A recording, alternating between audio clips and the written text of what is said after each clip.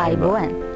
ඉරිදා ආයිබෝවන් සාර සංග්‍රහය තවත් ඉරිදා උදාසනක සජීවී මුණ ගැහිම වාසනාවක් භාග්‍යයක් කියලා හිතනවා මේ විදියට සජීවීව ඔබත් එක්ක එකතු වෙන්න ලැබෙන අවස්ථාව. ජීවිතේ අපිට සමාජ ජීවත් වෙනකොට විවිධ රුචි අරුචිකම් තියෙන මිනිස්සු උදවිය මුණ ගැහෙනවා. අප ආසා කරන දෙයට ඔබ ආසා නොවෙන්න පුළුවන්. නැත්නම් ඔබ ඊටාම ආසාවෙන් ආදරෙන් වැළඳ ගන්න දෙයකට මං ඊතරම් මනාප නොවෙන්න පුළුවන්. ඒක අපිට ජීවිතේදී සාමාන්‍යයෙන් අත්දකින්න සිදුවෙන මිනිසුන් අතර තියෙන විෂමතාවයක්. හැබැයි අපි දෙගොල්ලන්ටම එක හිතින් එකතු වෙලා රස විඳින්නට පුළුවන් දේවල් සමෝසමේ ගත්තහම ඕන තරම් තියෙනවා. පුංචි උදාහරණයක් ගන්න. ඔබ හිතුවද නැත්නම් ඔබට දැනෙන්න පටන් ගත්තද මේ වෙනකොට අවුරුද්දේ අවසානයේ වෙනකොට කාලගුණයේ සිද්ධ වෙන පුංචි වෙනස් වීම. උදේ නැගිට ගමන් සාමාන්‍යයෙන් ඕනේ උදෑසනක ඕනේ උදයක තියෙන අර ප්‍රබෝධමත් ගතියට අමතරව ගතට හිතට එකතරමට දැනෙන පුංචි හීතල ගතියක්. හීත කරයි උඳුවක් මහ දුරුත්තේ කියලා ජනවාරි අපි කතාවටත් අහලා තියෙනවා. අලුත් අවුරුද්දක් උදා වෙනකොට හරියට ස්වභාව ධර්මයක් බොහොම නැවුම් විදිහට මේ අවුරුද්ද පිළිගන්නට ලෑස්ති වෙනවා වගේ කියලා මට හිතුණා මේ පහුගිය දවසක ඒ මං කියපු ආකාරයේ හීතල ගතියක් ගතට හිතට එක විදිහට දැනනකොට මේ වගේ පුංචි දේවල් ජීවිතේ ආස්වාදනීය ලෙස විඳ ගන්නට අපි පුරුදු වුණොත් මොනතරම් ප්‍රශ්න බාධක අභියෝග ජීවිතේ තිබුණා වුණත් ජීවිතේ රස විඳ ගන්න නැත්නම් මේ ජීවත් වෙනවා කියන අත්දැකීම රසවත් කරගන්නට අපිට පුළුවන් වෙයි කියලා මට හිතුණා. ඒ හිතවිල්ලත් එක්කයි ඉරිදා ආයිබෝවන් සාර සංග්‍රහයට පුරුදු උණුසුමින්ම ඔබ එකතු කරගන්නේ. වජිර සුබ උදෑසනක් ආයිබෝවන්. සුබ උදෑසනක් ආයිබෝවන්. අද 18 කිව්වා නේද?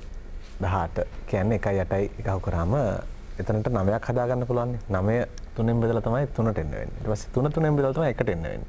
මොකද අපි ජීවිතේ එක වෙන්න බලාගෙන කොච්චරනම් දේවල් කරනවද? දැන් බලන්න 18 අද දවස් එකට ගේන්න අපි පියවර කීයක් පහු කරාද?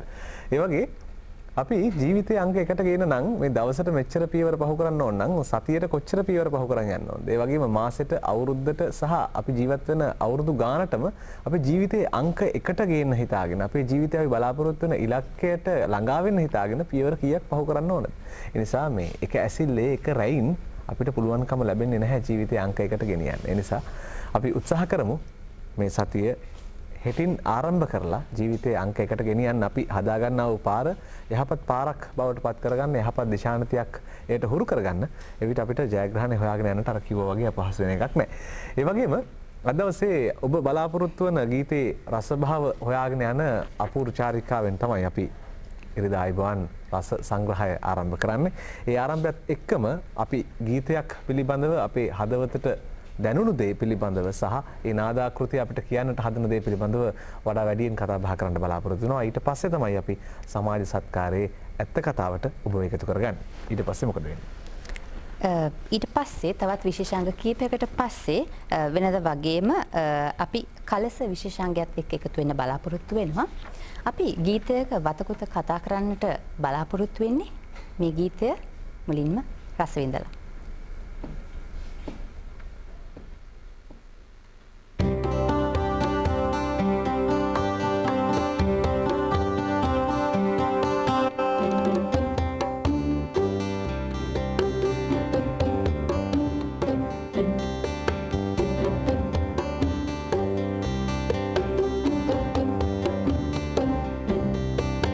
आवारे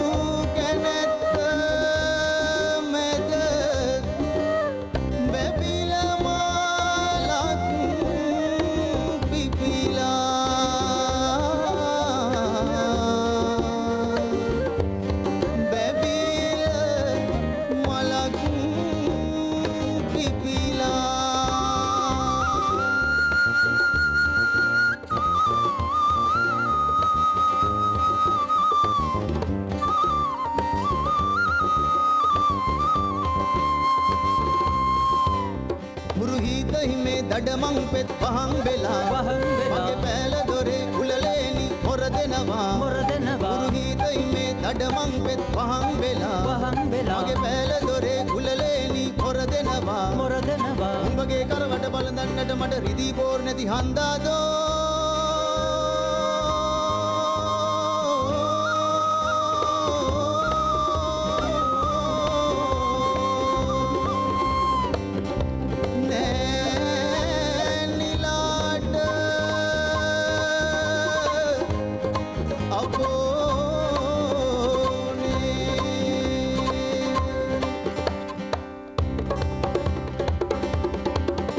අඩවර දෙයයන්ටම පාරයි උඹලා අඩවර දෙයයන්ටම පාරයි උඹලා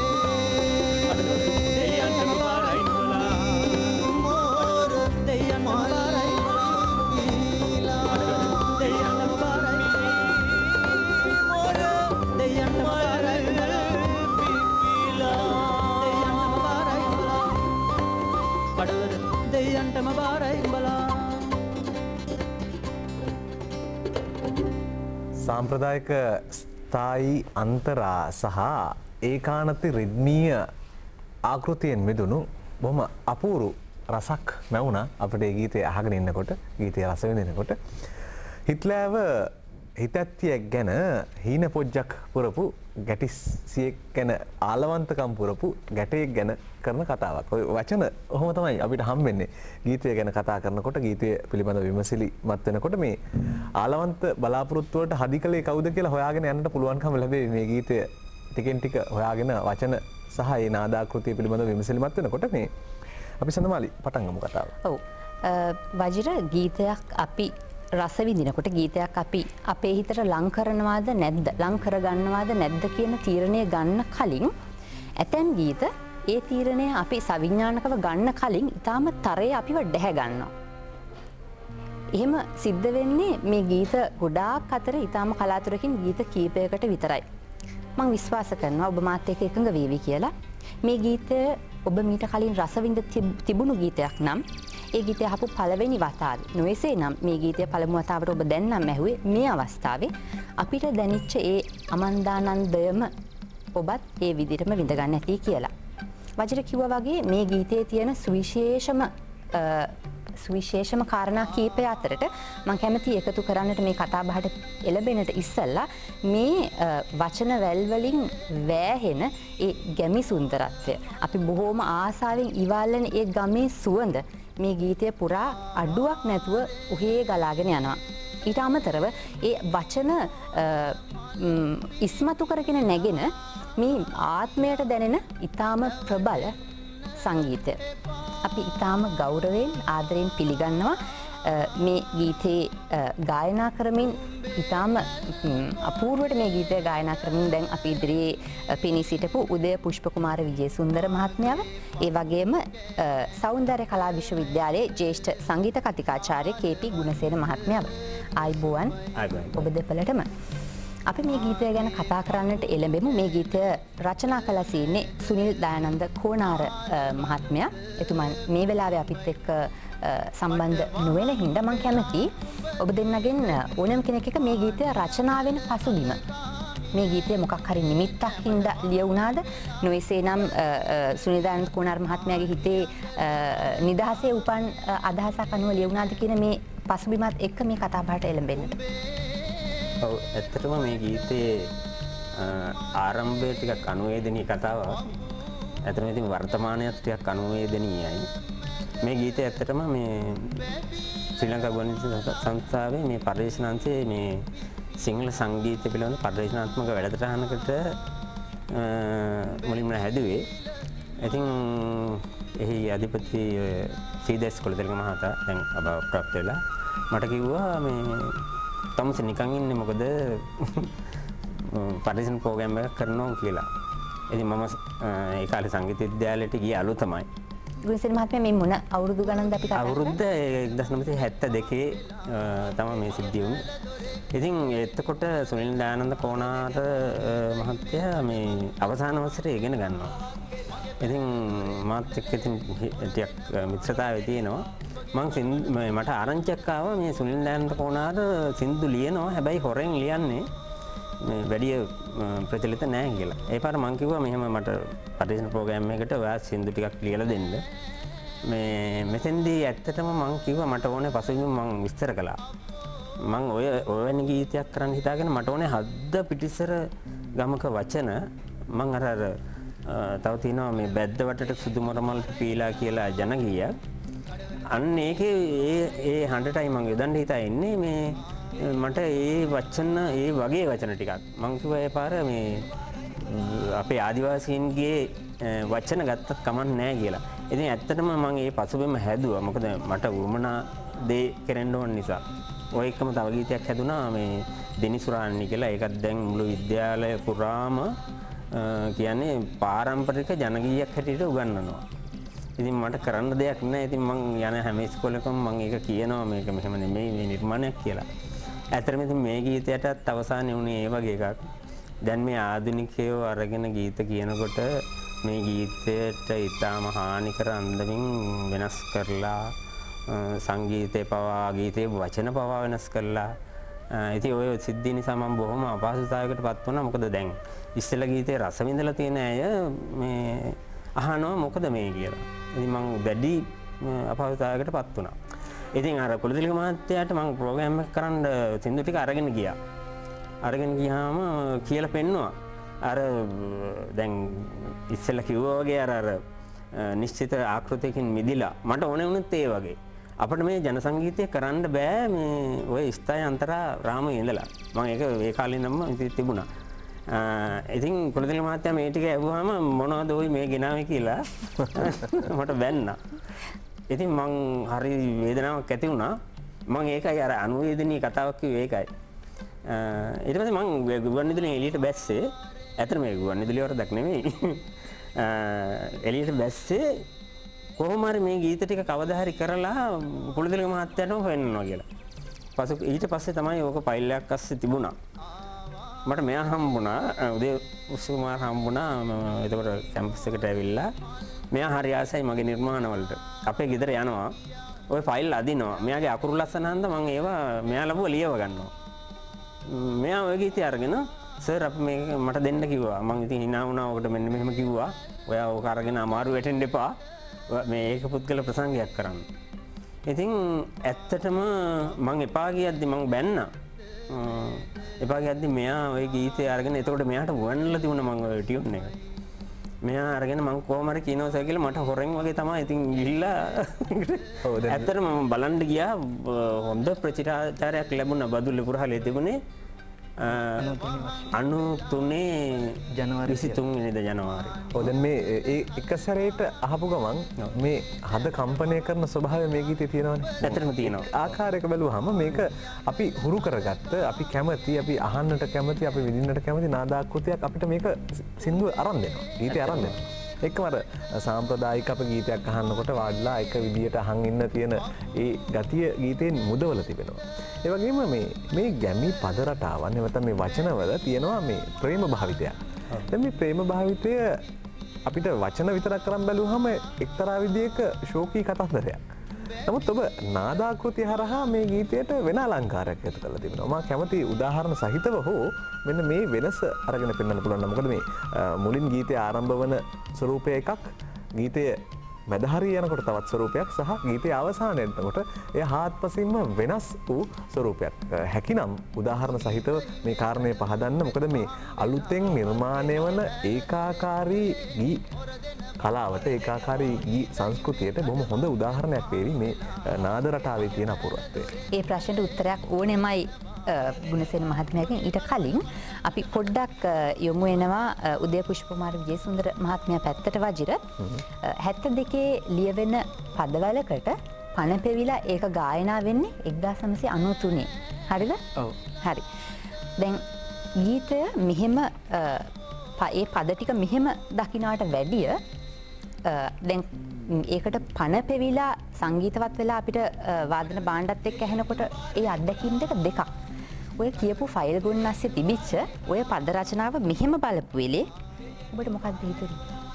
ඇතම මට හිතුණා මේ ගීතයේ වචන දැක්කම මොකද මමත් බදුල්ලේ ඒ කියන්නේ මම මහියංගනේට ආසන්න නගරයක ඉන්නේ. ඉතින් මට තිබ්බා මේ පොඩි ළඟකමක් මේ වචන තුල. ඉතින් මම සර්ගෙන් අහුවා මොකද්ද සර් මේ ගීතය කියලා අහුවන් පස්සේ සර් ඔයිසල් කිව්ව උත්තරේම තමයි කිව්වේ. ඉතින් මට හිතුණා මොකද සර් දන්නවා මගේ දක්ෂතා මගේ හඬ එහෙම දන්නවා. ඉතින් පස්සේ සර් මට කියලා දුන්නා මෙහෙම ගීතයක් මේක මම නිර්මාණය කරේ ජනගීත ආශ්‍රයෙන් බඹර කවි ආශ්‍රයෙන් කියලා මට චුට්ටක් ගායනා කරලා පෙන්නුවා. මමත් ඒක මිමුණුවා. පස්සේ ඉතින් මට සර් ඒක හොඳින් කියලා දුන්නා. දැන් අපි අර නාදය පැහැදිලි කර ගැනීමේ අභ්‍යාසයට යමු. මොකද දැන් තව හොඳ අවස්ථාවක් අවසන් තමයි ප්‍රශ්නය එහා පැත්තට දාපු එකෙන් තව අවස්ථාවක් ආවා. මොකද බඹර කවි ආශ්‍රයෙන් තමයි මේ ගීතය නිර්මාණය වෙලා තින්නේ. එතකොට ඒ උදාහරණත් අපිට පැහැදිලි කරගන්න පුළුවන් මේ රටාවන් නැවීම පිළිබඳව. අපි චුට්ටක් ගීත අහලා ඉමුද? ගීතය සහ ඒ නාදාත්මකව ගීතය නිර්මාණය වුණේ කොහොමද කියන කාරණය පැහැදිලි කරගෙන ඉන්න. මම දැන් බඹර කවියක් මම ගායනා කරනවා. හොඳයි. බැද්ද වටට සුදු මොර මල් පිපිලා සද්ද කර බඹරු ඒ වග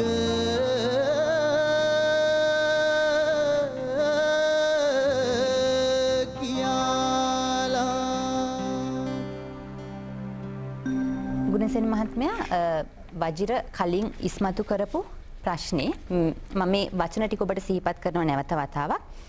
අවාරේ මීමොර මල් පිපිලා කියා රැවටෙන්න එපා නුඹේ පැල් කොටේට එන්නේ මගේ පපු කැනැත්ත මැද ආලවන්ත පුසුඹයි.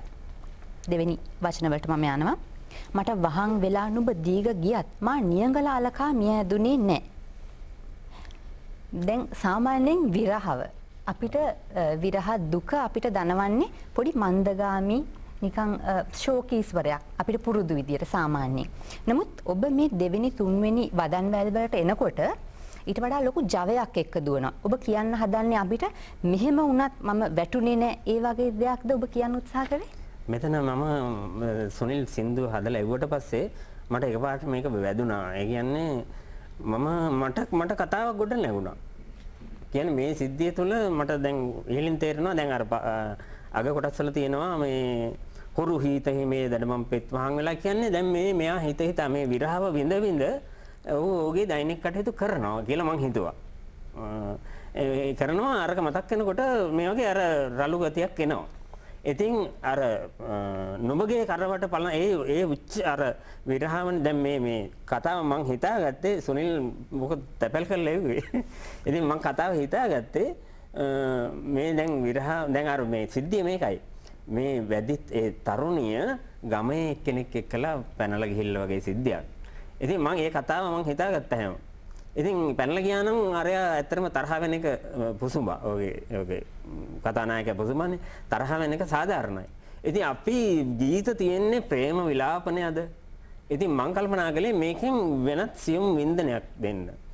දැන් අතන ඔය අන්තිම හරිය තියෙනවා වැද්දා ඒක දුන්න මානනවා විදින්න මොකද තරහට අර තරුණියට. අන්න එතන අර වේදනාවත් එක්ක නැගෙන තරහව ඊට පස්සේ මං කඩවර දෙයියන්ටම බාරයි කියලා වැද්දාගේ තරහ කේන්තිය නිමුවා. ඔව් දැන් සාමාන්‍යයෙන් සනමාලි දැන් සෞන්දර්ය ආකල්ප නැවෙන්නේ මේ හිත තුල හිතන්න ඕනේ. එක මෝස්තර වලට අනුව. දැන් අපි අවසාන කොටස ගීතේ දැන් ඔබ කියනවා දැන් නුඹේ කරවට පළදන්නට මට රිදී පෝරු නැති හන්දාදෝ නෑනිලාට අපෝ උනේ කඩවර දෙයියන්ටම බාරයි නුඹලා. අනේ චුට්ට අපි අහලා ඉමු. මෙතන අර තරහ ගිහිල්ලා උච්චතම අවස්ථාව අර උඹගේ කරවට පළදන්නට මට රිදී පෝරු නැති හන්දාදෝ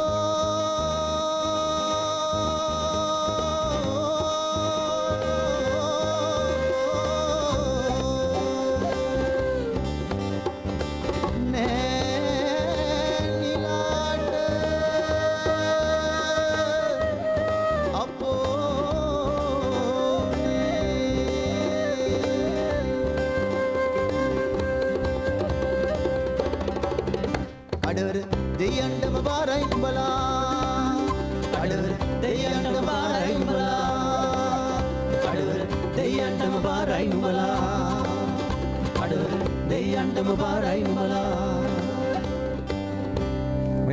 මිනිස්සුන්ගේ ගති පැවතුම් වගේම අනිකුත් දේවලුත් මනින්නේ බුද්ධිය ගුරු කරගෙනනේ. දැන් එනකොට මේ බුද්ධිමත් වටපිටාව තුළ නිර්මාණය වන මේ වචන දැන් මිනිස්සුන්ට තමන්ගේ අනිත් දේවල් එක්ක ගලපාගෙන මනින්න පුළුවන්කම ලැබෙනවා. දැන් ඔබ කියපු කතාවත් එක්ක දැන් අර දුන්න මානන කතාවෙම මේ නාද හරහා ඔය ඇත්තටම නිර්මාණය කරනකොට ඒක හිතන්න සිද්ධ වෙනවා. මොකද මේ වචන ටික උඩ තමා මම මෙහෙ වෙන්නේ සංගීත නිර්මාණය කරන්න. ඇත්තටම මම සුනිල්ට ඉතාම කරු කරනවා. ඔහු ලිව්වේ මේ ඉගෙන ගන්න කාලේ. මට බෑම කිව්වා. මම බලෙන් ලියව ගත්තේ. මේ බලන්න ලියමු කිව්වා. ඉතින් අර ඒ වචන ටික දැක්කම මට හිතුණා මේකේ දැන් සාමාන්‍ය ගීතයකට ආකෘතියට වඩා මේක වෙනත් ඒක තමයි කුලදිලික මහත්තයා කිව්වේ මොනවද ඔය මේ ගෙනාවේ කියලා. ඇත්තටම ඊට පස්සේ පිළිගත්තා මේක උසස් නිර්මාණයක් කියලා. මට කතා කරලා ගොඩක් ස්තුති කළා. ජීවිතය ආදරය රැකවරණය සිලින්කෝ ලයිෆ් මගේ ගෝලේ. ඉතින් ඒ කාලේ මම ගිහිල්ලා පෙන්නුවාම ඔය කතාවත් මම කිව්වා දැන් සර් මේක දැන් ගමේ කෙනෙක් මේ හොරෙන් ගියා මේ තරුණිය. එතකොට දැන් කුසුම යනවනම් ගැලේට මෙයා මෙහෙ තියලානේ යන්නේ. මේ ඉන්නද්දින යන්නේ. ඉතින් දැන් මෙයා රකින්න ඕන කන්ද දෙයියෝ නෙමෙයි කඩවර දෙයියෝ කිව්වා. ඇත්තටම මම පිළිගත්තා ඒ මතේ. බුද්ධිමත් තීරණයක් ඒක සමාජ විද්‍යාත්මකව බැලුවම ඒක එහෙම වෙන්න ඕනේ කියලා කිව්වා. ඉතින් ඇත්තටම මම ඒ වගේ අදහස් ගරු කරනවා කාගේ වුණත්. ඉතින් ඔය ගීතයටත් ඒක මම ගොඩක් සාකච්ඡා කළා. සමාජ විද්‍යා පොත් මම කියෙව්වා. දැන් ওই වැදි ගීතවල නාදමාලා තියෙනවා ඔය ගීතය අර ඇදෙන තැන් අතරේ. කෙලින්ම වැදි ගීතයක් නැහැ. මොකද කෙලින්ම වැදි ගීතයක් ගත්තොත් අපිට ඒක නිර්මාණයක් වෙන්නේ නැහැ. ඒ සියුම් තැන් අරගෙන තමයි කරේ. හැබැයි ඉතින් ආධුනිකයෝ ගත්තාම මේ මුකුත් දන්නේ නැතෝ ඔය ගීතේ වචන පවා වෙනස් කළා. මේ ඇත්තටම දැන් මේ ගීතේ වෙනසකට භාජනය කිරීමෙන් පද රචකයාට පවා ප්‍රශ්න වලට මුහුණ දෙන්න සිද්ධ වෙලා. ඇත්තටම මම ඒක ගැන ආධුනිකයන් ඉල්ලා හිටින්නේ අනේ මේ පැරණි ගීතයට ගෞරව කරන්න. ඇත්තටම මේ ගීතයට ගෞරව කරන්න. නිර්මාණයක් වුම සාමාන්‍යයෙන් මේ රසිකයාගේ මනෝරංජනය පිණිස ඉදිරිපත් කරනවා විනා නිර්මාණය වෙන තැනකට අරන් යන්න උත්සාහ කරොත් අපි ඒ පිළිබඳව කතා නොකර නිර්මාණයේ හොඳ ගුණ රුව පිළිබඳව කතා බහ කරමින් අපේ සාකච්ඡාව අපි ඉදිරියට අරගෙන යන්නට ඕන. මොකද තනින් තන මතුවන සෞන්දර්යය විවිධාකාරයි විෂමයි. නමුත් ඒ සෞන්දර්යයේ කලාත්මක හැඩරුව අපි අඳුනාගන්නේ මේ වගේ ගීත එක්ක කරනා වූ ගනුදෙනුවේදී. අර සඳමාලි මේ අපි මුලින් උත්සාහ කරා මේ නාදාකෘතිය නිර්මාණය වෙච්ච හැටි ගැන දැනගන්න. මම සංගීත කණ්ඩායමත් එක්ක එකතු වෙලා කැමති අර නාද මාලාවන් වෙනස් වෙන හැටි අපිට පුළුවන් නේද කුසෙන මහත්තයා මේක පැහැදිලි කරන්න. රිද්ම අතින් බැලුවා කියන්නේ තාල රිද්ම අතින් බැලුවොත් පළවෙනි කොටස මම තීරණය කළේ කැලෑවක් නිර්මාණය කරන්න. ඉතින් ඒකට අපිට බෑ අපිට ඒ හඬ ඒ විදිහට ලබා දෙන්න පුළුවන් නම් මේ පැහැදිලි කරන කොටස් අපිට මේ නාද හරහා එහෙම නැත්නම් මේ සංගීත මාන හරහා ස්වර හරහා ලබා දෙන්න පුළුවන් නම් පැහැදිලි කරගන්න වඩා ලේසි වෙයි.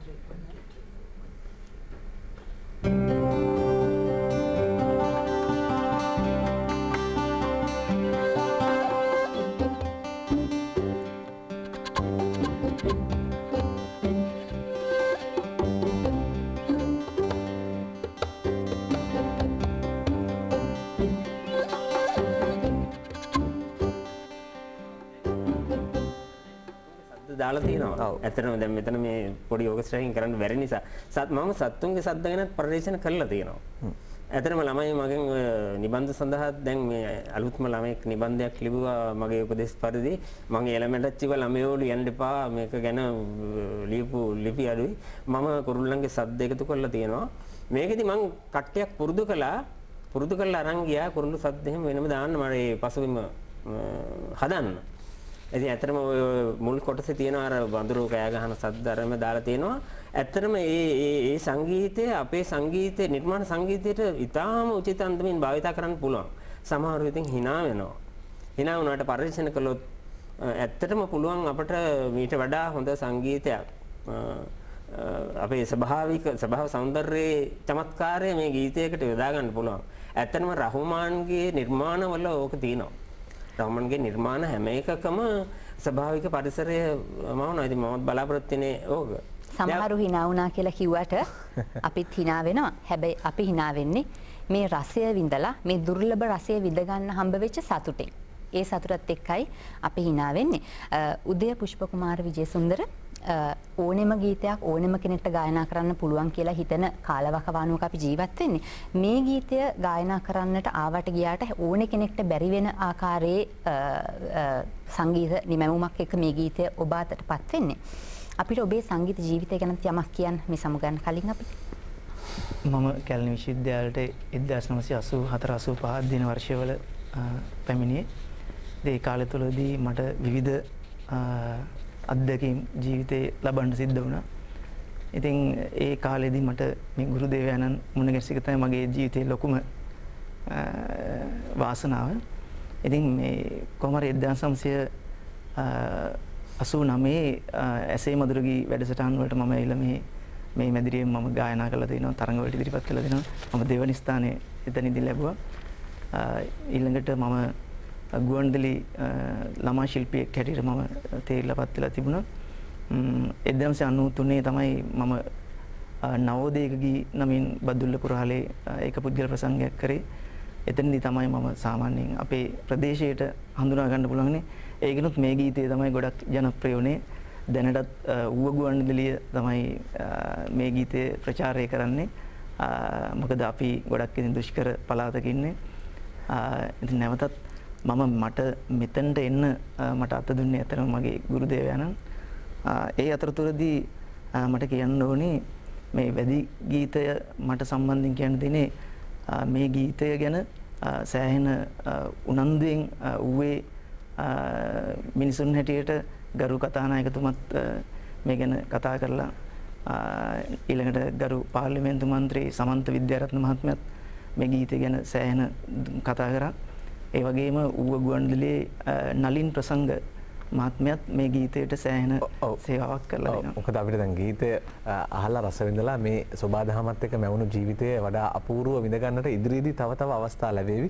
ඒ නිසා අපි ස්තුතිවන්ත වෙනවා කීපී ගුණසේන කතිකාචාර්යතුමාට, ඒ වගේම උදය පුෂ්පකුමාර විජේසූරිය මේ ආදරණීය ගායකයාට බොහොම ස්තුතියි. අද දවසේ අපේ කතා බහට හවුල් වුණාට. බොහොම ස්තුතියි. ආවාරේ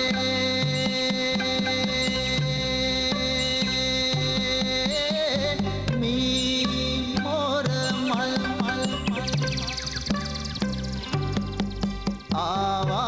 ආවාරේ මී මොර මල් පිපිලා කියා රවටේ සිහින කුමරියක රුවැත්තියක හැඩකාරියක වන්නට රොක් වන්න පෙළ ගැසෙන්න. සන්සිල්ක් ස්ටයිල් ඉන්ටර්නැෂනල් 2008 ප්‍රදර්ශනයට සමගාමීව පබා ඉදිරිපත් කරන සන්සිල්ක් හැඩකාරී ප්‍රාදේශීය වැඩමුළුව.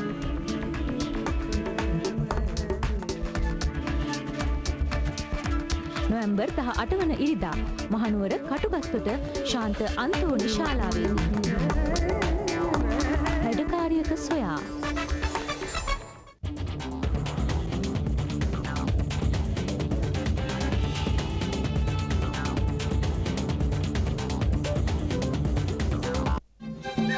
එදා කුන්ද කැක්කුමින් ගොඩ ඇවිත් යන්තරේ පණ ගහගත්තේ පැනඩෝල් හින්දා.